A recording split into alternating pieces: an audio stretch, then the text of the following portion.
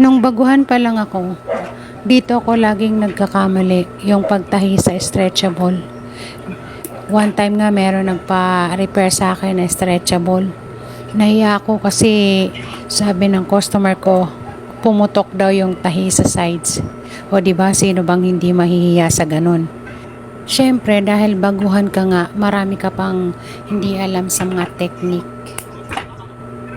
So, sa paglipas ng panahon, nade-discover ko kung paano yung tamang pagtahi kapag stretchable na yung tinatahi mo.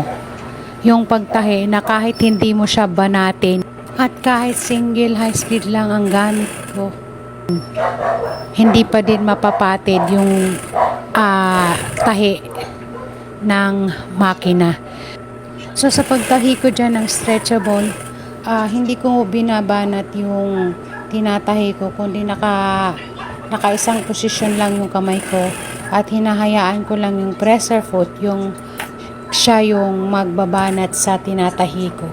So just sharing, lalo na doon sa mga beginner na alam ko minsan nakakaranas kayo ng ganito, nagtatanong kayo kung paano ba yung tamang pagtahi ng stretchable, kaya sana meron kayong natutunan.